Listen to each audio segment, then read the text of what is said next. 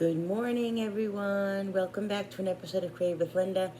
Welcome to Talk About It Tuesday. Yes, it is Tuesday, and I'm talking about it. Let me tell you guys, every day is a new thing. This is my coffee, and this is the cup.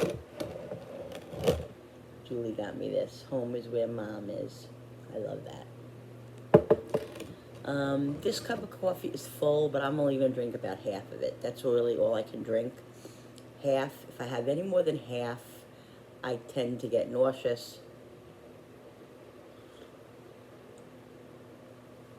So from the sleeve, so all I can have is a half a cup, but I'm happy that I can have that.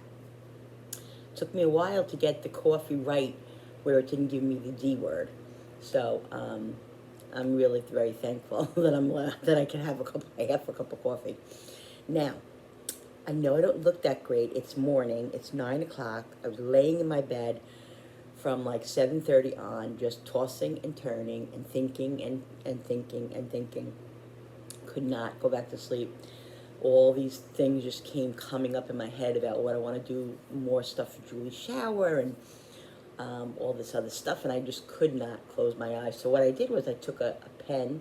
I always have a word search by my bed because before I go to bed at night, I go into my room.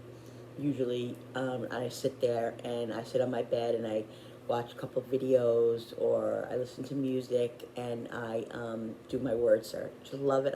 It relaxes me. It just keeps my mind busy, and I absolutely love it. So there was always a pen and paper of some sort on my bed, near my bed. So this morning I was jotting down things that I have ideas for the shower, because otherwise, if I don't do it, I will forget. I'll totally forget. I can think about it all right there, and then I'll come over here. I'll come over into the living room and get a pen and try to write it down, and it'll be gone. It'll be gone for who knows how long. So I wanted to write it all down this way. I had it written down so I remember. So that's what I was doing. Finally, around 8:40, 8:45, I said, you know what? I got to get up and get out of this bed. I can't sit here anymore. So I just have my shirt on that I wore to bed, like my own makeshift pajamas. So there's nothing risque here. I'm just having the blanket over me because I'm not quite ready to face the day yet. So this is why I have my Sophie blanket. It's me and Sophie, guys. Let me show you Sophie. If you guys are new here, you don't know about Sophie. Sophie was our beloved pet for 14 years. She was a pit bull mix, and I'll insert some pictures. I'll try to remember to insert some pictures of her. She was the love of our life. She died about 3 years ago, and my daughter, Julie, got me this blanket, made this blanket of her. And this is what I cuddle with. I cut something in my mouth. Hair flew up or something. This is what I do. And this is, when I'm talking about Sophie, guys, this is Sophie. This is Sophie. She's a doll. She was a doll. She was the best dog ever. So, so I'm cuddling with Sophie. So, let's talk about some things. Let's talk about how when you turn 50, so many things change. Guys, I can remember my mother and my aunts and them always talking about, my mother used to say, I got something in my mouth and I don't know what's going on. My mother used to say, I remember her saying, I couldn't sleep. My eyes just were open and I just was tossing and turning and couldn't fall asleep. And then,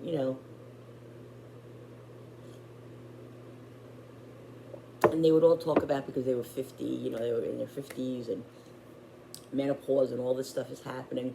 I don't know about that stuff, but I had a hysterectomy, so I don't know. I think I still have some symptoms of what did I just say? Like this one right here, forgetting, spacing out, not remembering, menopause. I think I had some symptoms. I think you still get some symptoms of it. I don't know. Comment down below if you guys know that. If you had a full hysterectomy and you don't have any of your parts down there anymore, let me know. Do you still get menopause? Because I think I do. I don't know. Some symptoms, I mean, you know. It's just and you know, a lot, you know. When I was in my 20s, I never thought I would be I never thought about being in my 50s. Like I was very, very age conscious. I remember when I turned 30, I was very depressed. When I turned 40, I was like, oh my God. But 30 was the biggest one because I felt like from 20s to 30 was like, oh my God, this is it, you know? And then I used to think to myself, oh, I don't want to be 40, I don't want to be 50. But then I used to think, well, what are you, stupid, Linda? Like, what's the alternative? If you're not going to be 40, if you're not going to be 50, where are you going to be? You know what I mean? So you have to. So I finally, you know, was grateful that on my 50th birthday or my 40th birthday, because I realized, hello, you know, you're living. Knock on wood. My father he used to say every day that he would wake up and he would look in the obituaries, and if his name wasn't there, he was having a good day. That life was beautiful if his name wasn't in the obituary. So, you know, I think about that too, because my dad, he was so funny in that way. And isn't it weird how you think about your sayings that your mother and your father like instilled in you? My mom used to say, "This too shall pass." My dad would say that. Just things that you remember that, you know, your family members, your the ones that you went to for comfort and all that, would say these things to you, and they just stay in your mind, and then you bring it to your, you know, then you bring it to your kids. So you repeat and you say what they said to you, you know. I'm gonna spill the coffee on myself. Sorry if I'm slurping. So I don't know. So let's talk about stuff. Let's talk about how this world is just going freaking crazy. We know that. Let's talk about how there's so much suffering going on in the world that, for me, it affects me. It affects me emotionally, physically, mentally, emotionally, mentally, I guess is the same.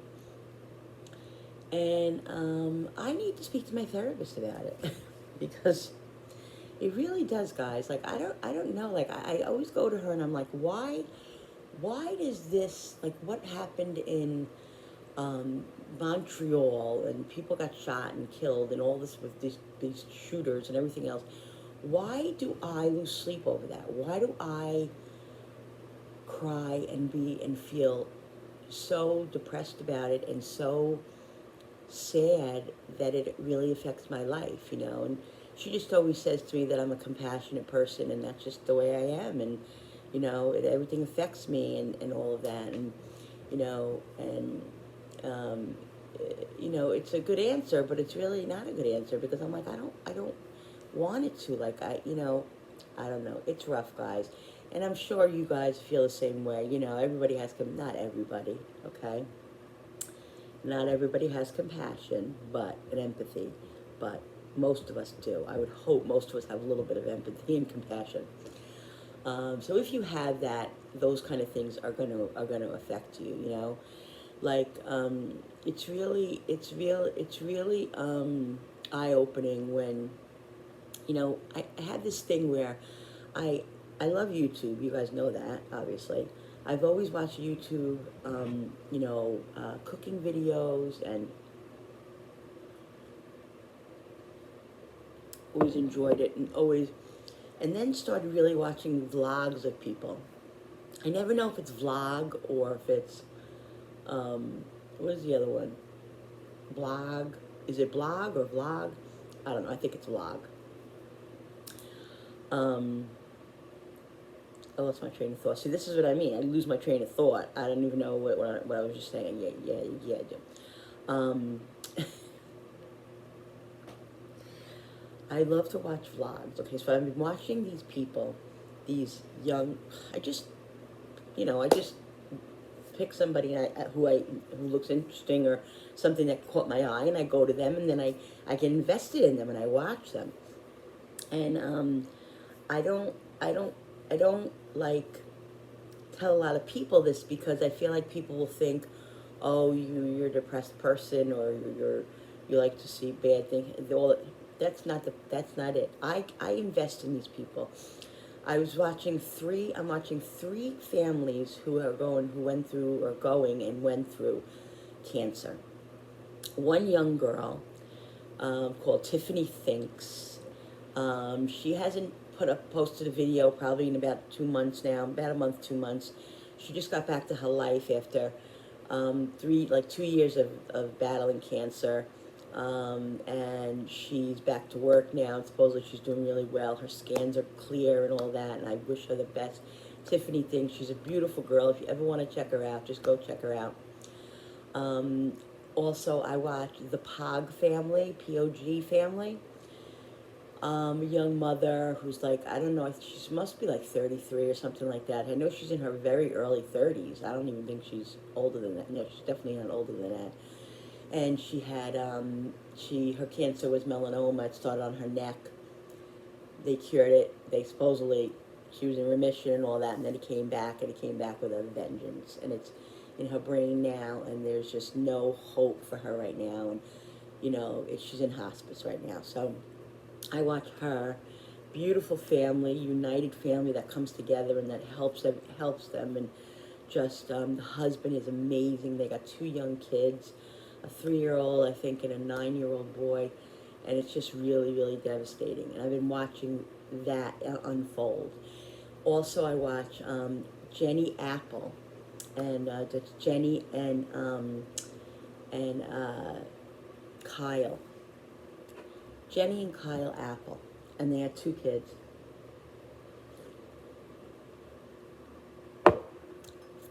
Winnie, which is his cutest name ever, and Ellis, and they're 9, I think, and 4 maybe.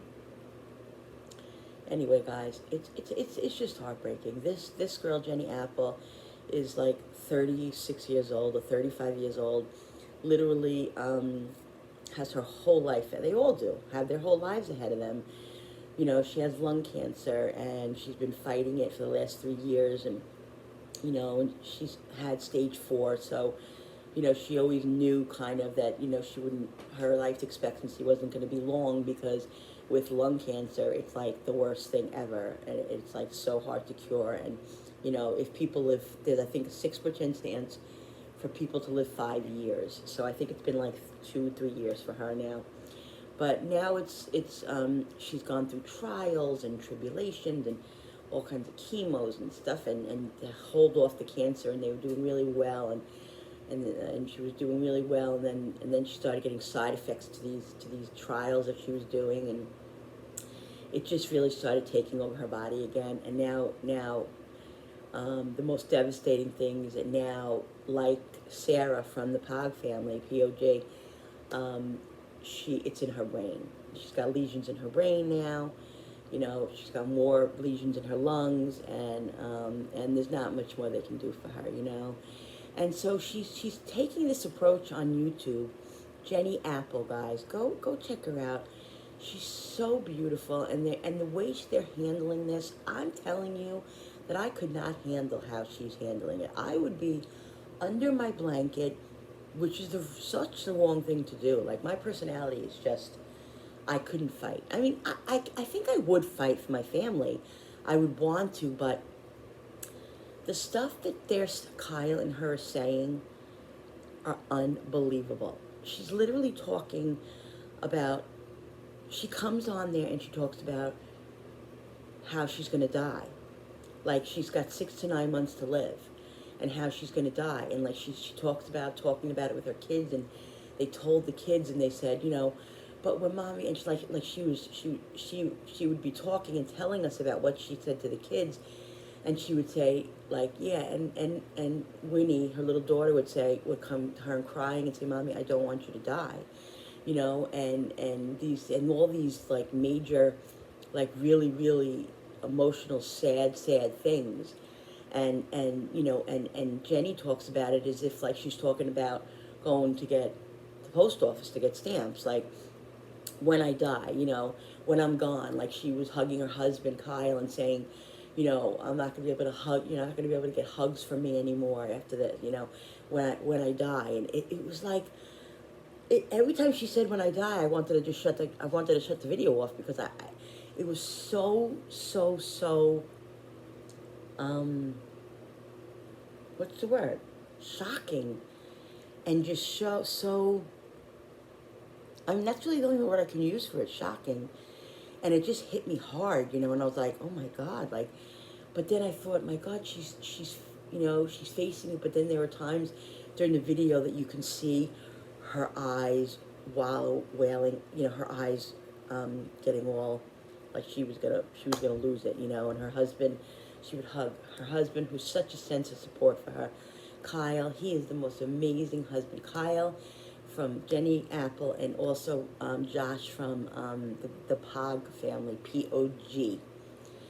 He's an amazing husband and father from what I can see. And Kyle, they just love their wives, and it's such a sin. It really is. And this stuff affects me, but like I say, I'm not going to watch. I can't watch anymore. I can't watch these people anymore. I just too much. But I'm already invested in them, so I care about them. Like, I literally shed tears for them, like watching them and finding out that, you know, their cancer has spread, or, you know, they're not going to make it, or, you know, or I have watched a few people that have passed already, and it just really, really affected me. And, you know, I don't want to like be depressed about things like that and stuff, but I can't help it. That's what affects me in my life. Like that's who I am, you know. So as long as it doesn't debilitate my life and debilitate me to the point where I can't function, then I think it's okay. But I'm going to talk to Alice about this because I've always spoken. Alice, if you don't know, guys, if you're new here, if you're fairly new, Alice is my psychologist who has saved my life for the last 10 years. Literally saved my life. She has taken me out of the depths of depression and anxiety and panic and everything. And she's given me tools for the last 10 years to better myself and to make myself feel better and to not beat myself up and all these things, trauma from family, from younger years and all that. Hey, listen, we all had it, you know. But she's helped me so much. And if it wasn't for her, I don't know that if I would be here. I'm not necessarily mean I'd be in heaven, but I think I would be not all here. You know what I mean? So if you don't ever feel, I'm going to say this, don't ever feel ashamed or bad if you need to speak to somebody. They become your best friends. It's the most best feeling in the world, going and just spitting your guts out and trusting and just knowing that whatever you say is just between you two and you can just be yourself. I love it, guys. It's been amazing. So don't ever be ashamed to go get help. If you need help, go get help. There's no shame in it. So I'm just gonna say that because I always say that. And so I think to myself sometimes, maybe I shouldn't watch these people, but I'm drawn to it. I'm drawn to the vlogs of family and, you know, of turmoil, of watching people go through things that they come out of. And, you know, I don't watch them so I can watch somebody, God forbid, lose their life. I watch them because I get invested in what they're going through, and a lot of what they're saying and what they're going through helps me in my life, you know. So that's why that's why I'm very, very transparent. I would say you guys know about 95% of what goes on in my life. There's 5% that you probably don't know, and that's just from stuff that's personal, or that's stuff that, you know, I want to keep to myself, and I don't feel nobody else needs to know that type of business or whatever. But as far as who I am and how I live my life, I'm very, very transparent, and that's how I have to be. I can't be fake. I can't come on here and, okay, let's I used to, in the beginning, just come on and cook and, and talk and whatever. And it was fun, and I love doing that still, and I still do that. But I can't help being who I am. I can't help, saying a curse word. I can't help, spilling the macaroni all over the floor, or I can't help, cutting myself, and I can't, all these things that are just natural. This is who I am. So whoever watches me, you need to be able to like that. You know what I mean? There were people that used to, make comments to me like, "Oh, Linda, don't, it's very rude to lick your fingers," or "Linda, don't, don't put, don't double the spoon, don't double dip, and that's rude, and what about your family and all this stuff?" And at first I would get offended, but then I was like, you know what? This is my house. If I know that it's just me eating that food, or me and my husband, that's our business. If my husband doesn't mind me sticking my spoon in, we share a drink, things like that. I'm not talking about your kids and like your people that you have over and all of that. But you know what you can do, and people can just be really, really, really like, and you know what it is too? They think because you put yourself out there on YouTube, like, you vlog and you show them who you are and everything. A lot of people think that they have the right to tell you how to be or what to do or whatever. Let me tell you something. Nobody has that right, okay? I welcome criticism. I welcome, I used to be where if I saw a critical comment, I don't get them often. I really don't, but I have gotten them. I would be like so hurt and so pissed off and so mad, and I would want to like block them and everything. But then I got to the point where I was like, you know what? Everybody has their own opinion, and if it's said in a way that is beneficial to me and that is helpful, and not, like I had to block a few people. This one lady that I had, that she was like a doll. She was my biggest fan. She loved everything I did. She made my recipes, she this, she that. And then all of a sudden, one day, she just completely turned on me.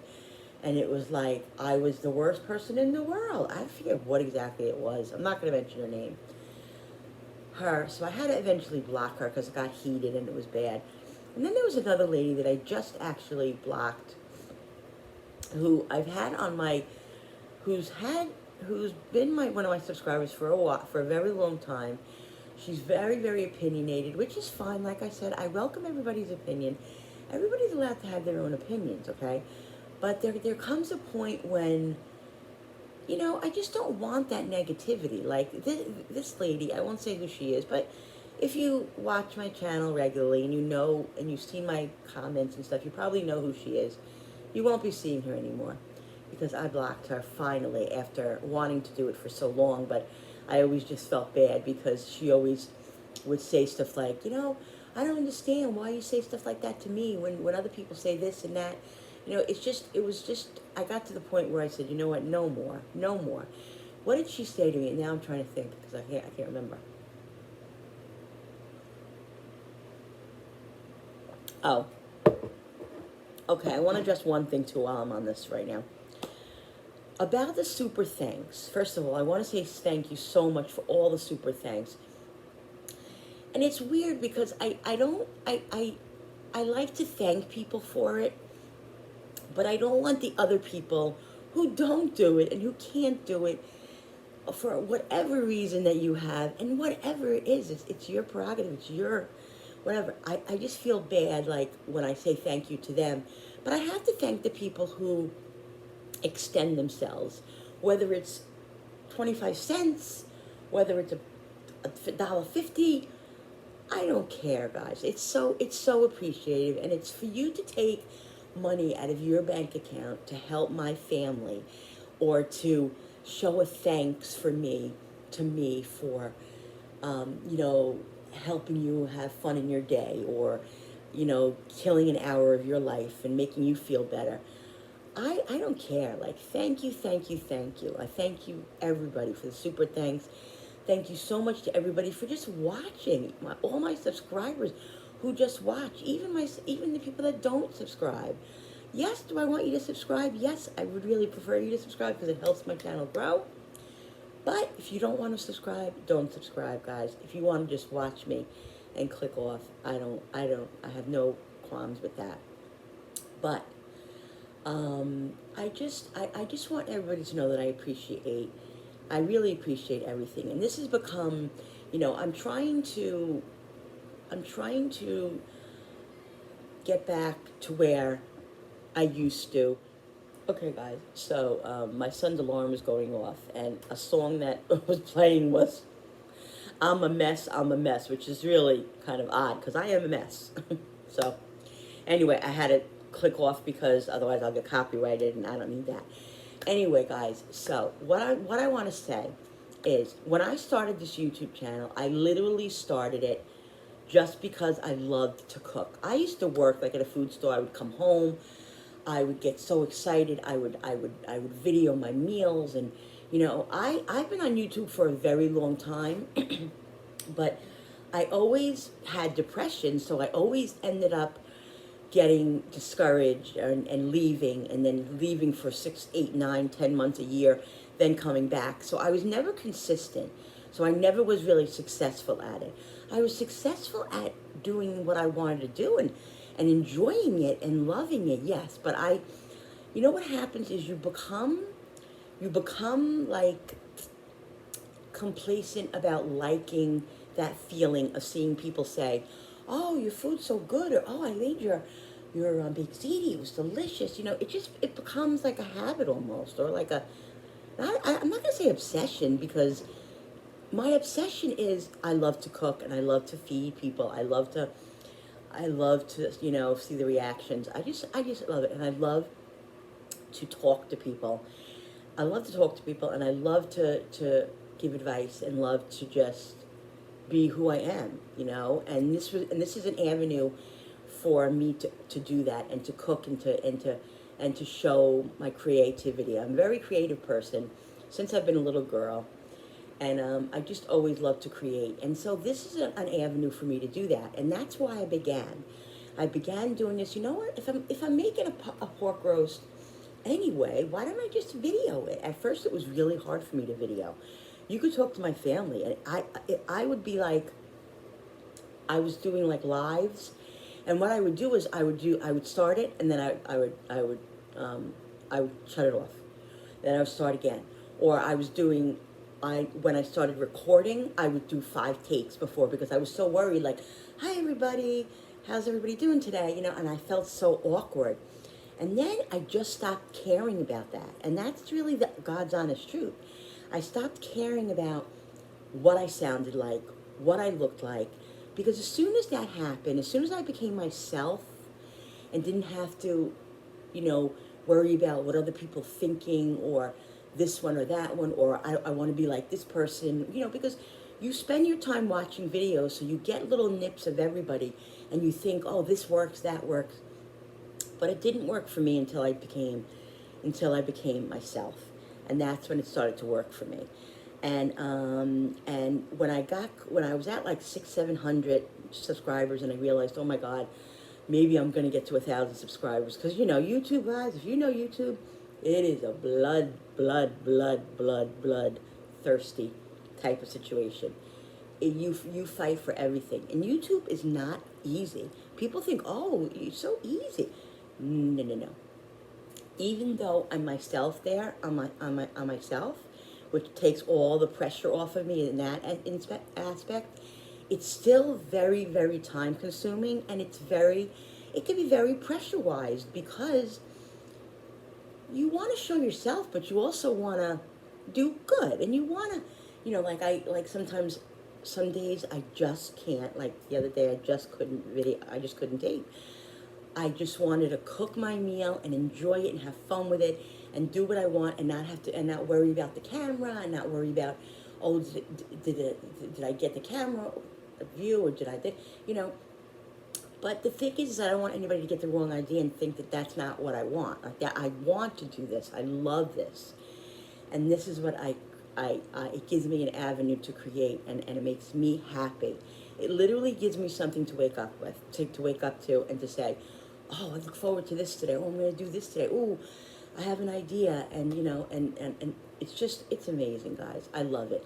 But what's been happening lately, and I would say the last 6 months probably, since was trying to get to my 1,000 subscribers, and I have got there, which was, thank you so much for everybody for watching, for supporting me, for doing that, for doing the game thing that I did, that whoever subscribed would be in a poll, and somebody won a prize, and Eileen Cahill won the prize for that. And I'm going to be doing that again. I just have to get myself together because I have a lot going on right now, everybody knows. But anyway, I'm going to be doing that again. I want my channel to be fun and light, but my channel's also very real. It's very real.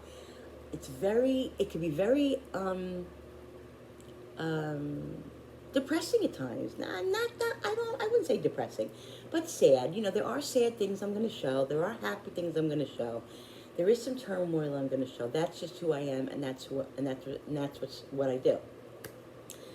But since that whole thing started with the fiasco, not really a fiasco, but with the gunning for the 1,000 subscribers, it became almost like a job to me. Like I just became very like, I gotta do this and I gotta do that and I can't, and oh, maybe if I do this, and just to get to that 1,000, because it's such a struggle just being who you are and just getting to that point where you want a little bit of recognition and heart for what you've done and your hard work.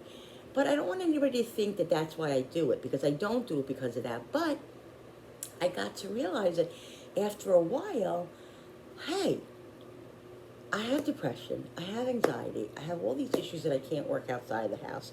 I've worked outside of the house, guys, for years. I've worked, but I always had struggles, and it was always tough. The last time I worked, I left because I was having issues in my life, and I was depressed, and I could not function. I would go to work and stand on the register and just start crying, and I needed to get out of there, and I just couldn't do it. So some people think that's an excuse. I've had people say to me, family members, no less. I won't ever mention any names, but family members have accused me of, oh, that's an excuse, depression. They have no idea. If you don't go through depression, if you don't have anxiety and panic disorder and all that, you know nothing. So if you don't go through it, don't speak about it, because you don't know what it's like. That's all I'm going to say about that. So yeah, I've had family members criticize me and all that, but you know what? I got to the point where I was like, you know what? Let them think whatever they want to think. It's mine and my husband's business whether I stay home and take care of Jenny and take care of my kids. I had a lot of turmoil very early in my marriage with Jennifer being disabled, and just a lot of stuff that people don't understand and can't relate. So whatever the excuse is, if they think it's an excuse, I'm not worried about what other people think anymore. I haven't been for a very, very long time, and I don't anymore, because you know what? It's your life. You have to live the life that you want to live. Live it, make the decisions that you make that you think are right at the time. And I regret. There are so many things I regret in my life. I mean, who doesn't? And I still beat myself up for decisions that I made in the past, or that I make now, that I think aren't the right decision. I'm always very, very indecisive. If you ask my family, if we go out to eat, I have to look at the menu 10 hours before I go, because I'm so indecisive, because I'm always so afraid of making the wrong decision. I really am. And that's not because I've made the wrong decisions. Of course I have. People are not perfect. I've made bad decisions. I've made the wrong decisions. But I strive to make the right decisions. And you don't always know at the time everything. So if you make a decision that you regret, like I beat myself up for that. Like I say, oh my God, I should have did this, or I should have did that. I have one family member who always used to say to me, I live in the past. I'm very like emotional. I live in the past.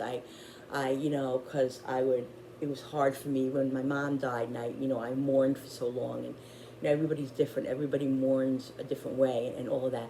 But I had a family member who is a very close family member, like to my, in my circle, and this person would say stuff like that, and it just made you feel like your feelings were never validated, and your feelings were trivial. And that's what I had to get away from. And I did for a very long time, and I am still away from it. And I'm keeping myself away from that. There are sometimes guys when, and this has really gotten into be about all of this, but I don't care. It's Talk About It Tuesday. This is what I'm talking about today, so I hope everybody's okay with it. It became the thing where it was toxic. Certain relationships were toxic to me.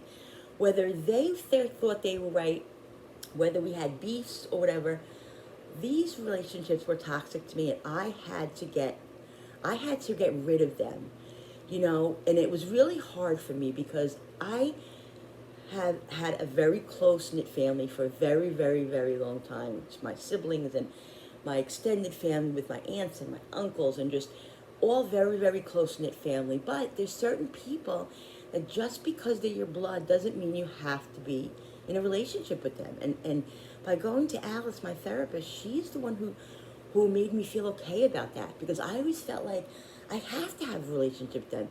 That's my sister, or that's my cousin, or that's my nephew. I have to, because they're blood. No, Linda, if the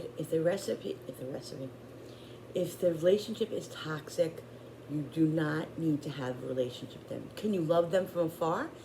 Yes. Can you wish them the best? Yes. And that's what I've done. There are, and I'm not embarrassed to say there are people in my family that I talk to now a little bit that I didn't talk to maybe for 5, 6, 7, 8, 9, years, because I just felt like I needed to be without them. I couldn't.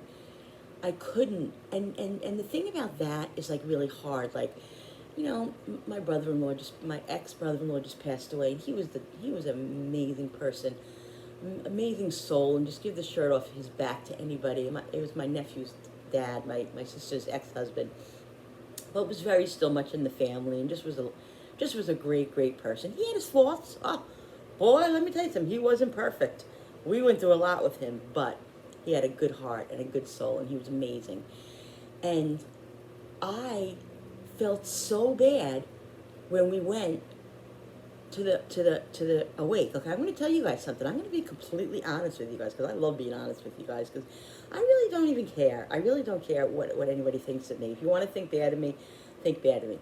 But when my aunts died, like my very close aunts, and recently, within the last 5 years, it was always very important to me to show people that I love them, that I care for them, and I want everybody else to know around them how I felt. I wear my heart on my sleeve. That's just who I am, okay? So it was very important to me, and it might be trivial to some people, it might be materialistic, but that's not what it's about.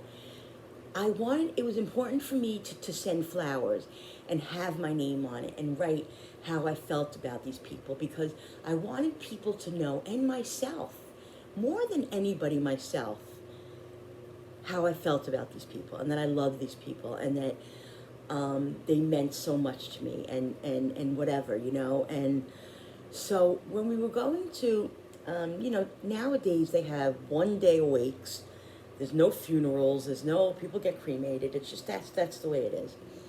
So when my brother-in-law died, we were struggling a little bit, so I couldn't really afford to get a big flower arrangement, and I didn't want to get this little puny thing that looked like, a $25 thing. So I said, you know what? I went on his thing, and they said plant a tree for your loved one that died. So I planted a tree, which ended up being like $50, I think it was like $65 or something, so it was just as expensive, and I still did it.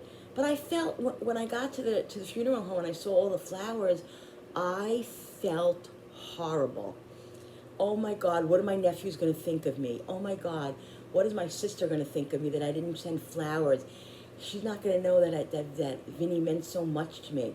But it's not about that, but I made it about that in my mind and in my soul, because I felt like that's what that's what everybody was going to be looking at. But I came to understand to myself, you know what? I don't have to prove anything to anybody. I knew the relationship I had with Vinnie. Did I see him in the last 6 months? No. Did we talk every once in a while? No. we would see each other. It was like we were together. We just saw each other yesterday. We were very close growing up when I was younger, and whatever the relationship is, okay, it's justified. I didn't have to justify it to anybody. I knew in my heart and soul how I felt about him and the relationship we had, and whatever it was. I didn't. I felt guilty. Like, oh my God, I haven't seen Vinnie in so long. You know, like, how can I, like? And this is this is the stuff, and this is the type of stuff that I'm talking about with holding grudges and being enemies with people. And when I say enemies, I mean just not speaking to people, and not, you know, going to a party and seeing somebody who has the same blood as you and not saying hello, and not, you know, having a little bit of small talk and just smile and, you know, whatever. You know, that to me, like, that's really, this death shocked me into the fact of, God forbid somebody ever passes again. Like, somebody ever passes, I cannot live with myself. I have to be okay with everybody. Like, I'm not going to be best friends with some people. There's just no way. There are some people that I will not trust anymore and let into my life, into my vulnerabilities and all that, because I just don't trust them, regardless of their blood relation. Okay? Because I noticed that the minute I let somebody in, certain people, I always regret it, and I am always the one that's hurt. So I'm gonna keep it very simple. I'm gonna keep it very what's the word? Friendship wise, you know, hello, how are you? How's everybody? You know, and I have to really watch myself that I don't get myself, that I don't fall back into it, because I am very, like, I love family. I love to have that interaction. You know, I love the closeness. But honestly, I was always kind of in the outside looking in. Even with my cousins. Like, there's a story that I have from my cousins. And I'm really telling all today, guys. This is going to be really crazy. Like I said, I'm not going to mention any names. But I grew up very, very close with my cousins.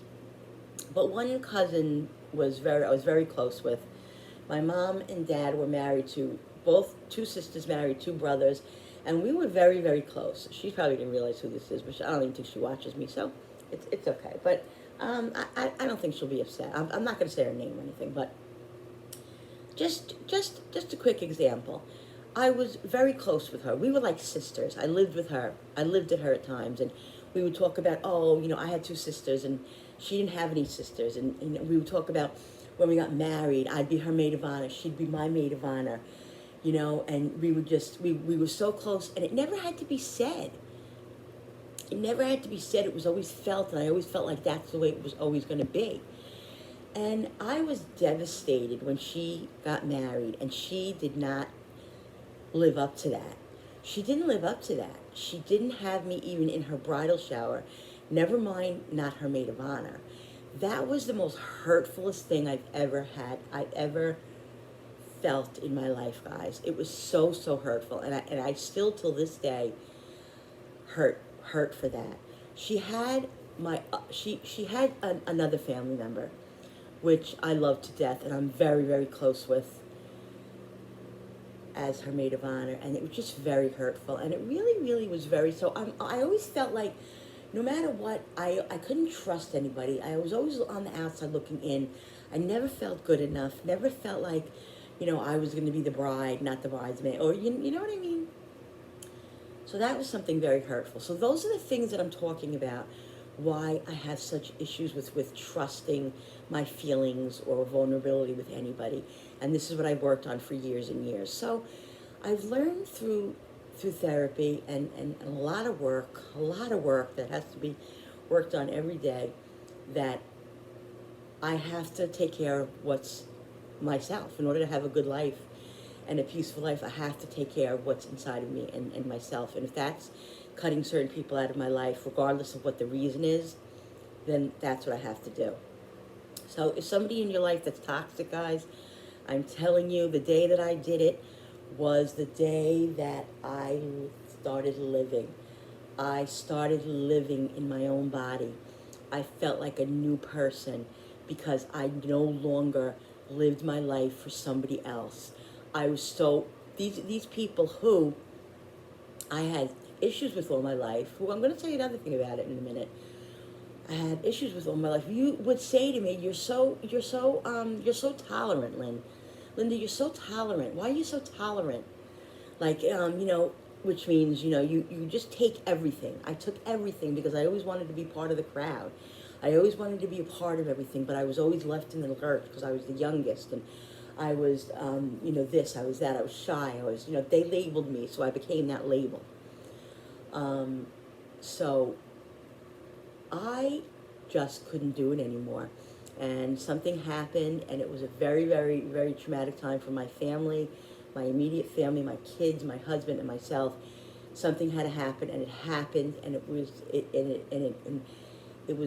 was horrible, and it was great at the same time because I was able to spread my wings and say, you know what, people, do whatever you want to do to me. You can't hold this over my head anymore. Do whatever you want to do. Whatever the consequences are, I'm going to deal with those consequences. And you know what, guys? It was the best thing I ever did. I ever did, my family ever did, and that's it. And so don't take any shit from anybody, guys. Don't. Stand up for yourself. Be who you want to be. Make the decisions that you feel are the right decisions, whether it be bad or good or whatever. And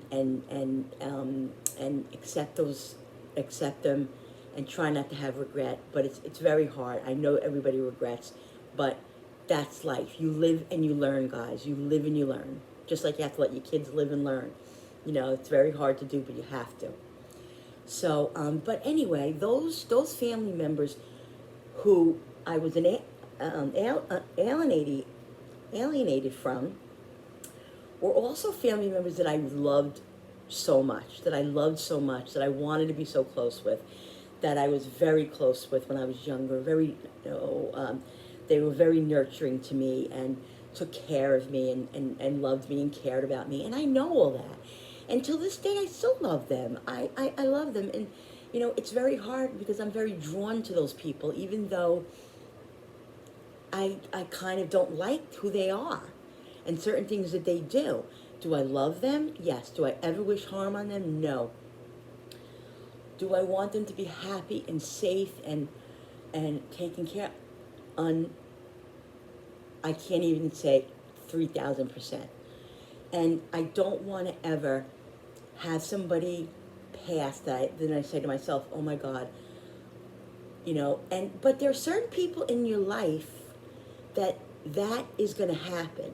And those people, I know where to draw the line. In other words, I forgive everybody, but I'm not going to have a relationship with somebody that, I can't even describe it. Like, there's certain people that I just won't be able to break bread with. You know what I mean? Just for certain reasons. And those people, that's my choice. And those people, I know in my heart, in my head, that I've forgiven them, and that whatever happened, I felt like it was the right thing to do, and all of that. And the hurt is just too much. But I know that I probably will regret a little bit. Maybe I should have, like, what do you do? What do you do when somebody that you don't speak to, you haven't spoke to in 10 years, that you cared about at one time, passes away? Do you go to the funeral? Do you not go? Do you send a card? Do you go? So these are the things that I wrestle with, that I need certain people in my life. And I'm not just doing it out of guilt or stuff like that, because I don't like to be mad at people. I don't like to be in turmoil with people. I don't. I love everybody. I don't want that. So, but what I'm just trying to say is that the really, really important people in your life and who you have relations to, if you feel like you need to mend that relationship a little bit so you can live with yourself, put your head on the pillow at night, then that makes you healthy. It makes you healthy inside. It makes your heart healthy. It makes you be happier and be a happier person, and be kind, and and that's exactly how I feel. So you know, it really shocks you guys when somebody passes away and you question yourself and you're like, what if? Because that love and doesn't go away in your soul. You know what I mean? It doesn't. It just doesn't go away. As much as you want it to, it doesn't. So that's what I'm trying to say, guys, is that there are regrets in this life. Everybody has them.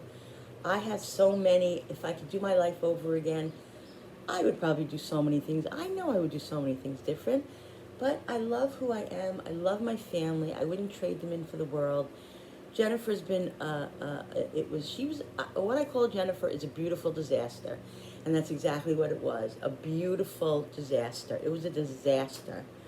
And what I mean by disaster is that the whole experience was a disaster, even the good things, but it was beautiful because I got this beautiful child into my life who I wouldn't have experienced certain things if it didn't happen the way it happened. Everything does happen for a reason, even the bad things, guys. I hate to say it, but a lot of the bad things do happen for a reason because it always seems to lead to a good thing or a happier thing, or that's just the way I believe. Those are my beliefs. So anyway, I just wanted to tell you guys that, and I wanted to tell you that it's okay to regret. Just move on. Sit with it. Think about how you feel about it. Make a decision about whether you want to mend fences or not mend fences, and but remember, you have to live with the decision. And I for one will definitely say that I probably will be like feel guilty or feel bad about people that I don't speak to that, God forbid, one day in their life pass away. It's going to be very difficult for me, and that's only because I have so much compassion in my heart, and it's very, very difficult for me. But I don't know what else to do. Like, I have to take care of myself. You have to take care of yourself first and foremost, so you can take care of everybody else. So anyway, guys, that was my talk about a Tuesday. So I hope you guys are, okay with me being transparent. I love being transparent, and this is who I am. So, if you like what I do, hit that thumbs up button, and subscribe to my channel, because when you subscribe, it really does help my channel grow. And I absolutely love doing this. And what I'm going to do, guys, is the last thing I'm going to say is I'm going to get back to just loving what I do. I'm not going to worry about the numbers. I'm not going to worry about the subscribers. I'm not going to worry about any of that, because my son, who is very smart, my 31-year-old son, Frankie, said to me the other day, and he's really, really right. I'm very thick-headed. I'm very Italian. I'm very, out there sometimes, and I tend to look at the glass half empty rather than half full, which is a very pessimistic way to be. And my father was like that a little bit, and that's how I am a little bit. So I'm trying to keep myself out of that. But he said to me, Mom, because I said to him, sometimes it's just not fun anymore. Like, I don't want to do it. Like, I don't want it to be a struggle to do YouTube. Like, I love YouTube. I love the people. I love doing what I do. And he's like, but Mom, you know what it is? You're not having any fun anymore because you're making it a job. Do what you did in the beginning. Just have fun. Enjoy what you're doing. Create, and you will have it, and it'll be fun again. Just do what you do. Don't worry about the numbers. He said, you'll do amazing. And he's so right. He's so right, guys, because when I don't when I just do what I love to do and show what I love to show and create the way I love to create, it just comes so natural, and it just, and numbers go up, and it will just happen. And if it doesn't happen, you know what? I'm doing something that I love to do. And let me tell you something. I want to say one more thing. Jerry Ellen from Cooking with Neighbors, she's become my one of my bestest friends. My son's alarm went off again, so I had to stop it. Now I completely forgot what I was talking about. But, yeah, guys, I don't know. I'm going to get back to doing what I love to do and just enjoy it. And if the numbers don't come, if things don't happen, I don't care. I'm having fun, and that's what I'm going to do. And Jerry Ellen from Cooking with Neighbors. We never met. We've been friends on YouTube. I don't even know, 2 years maybe. She's such a great person. Go check her her channel out, Jerry Ellen Cooking with Neighbors. She got a little, really cute little puppy and a nice husband and a son and just really nice family and all that. Go check her out. And she bakes and she cooks and she's awesome. So go check Jerry Ellen out, Cooking with Neighbors. Also, she's been like a confidant to me. Like, we're so close, and I just love her to death. And I can't even believe it because I never met her, but I just love her. Our souls like match. I don't know what it's about, but it's very odd, but it is what it is. So I gained so much from you two already, and I plan to gain so many more friendships and so much more. And like I said, it helps me every day function and live my life the way I want to live it. So guys, thank you so much for listening to me. I know this was a long video. I hope it's okay. If you have to watch it in 5 parts, I don't know. I guess you will. Don't forget to subscribe to my channel, because when you subscribe, guys, it really does help my channel grow, and I so appreciate it. Don't forget to hit that notification button with the bell so you guys can be notified every time I upload a new video. Like and share and comment down below. I'm going to say something. I'm going to say a saying that Sarah from the Pog family, who has terminal cancer, and I wish her the best and just peace and love and all of that. This is what she says every single time she used to leave her videos. She would say, be kind and make good choices. Be kind and make good choices. And she would say goodbye. Her husband says it now, her sister, they come on and speak for her and all of that. And I just wish her the best. I just wish them love. So yes, be kind and make good choices, guys.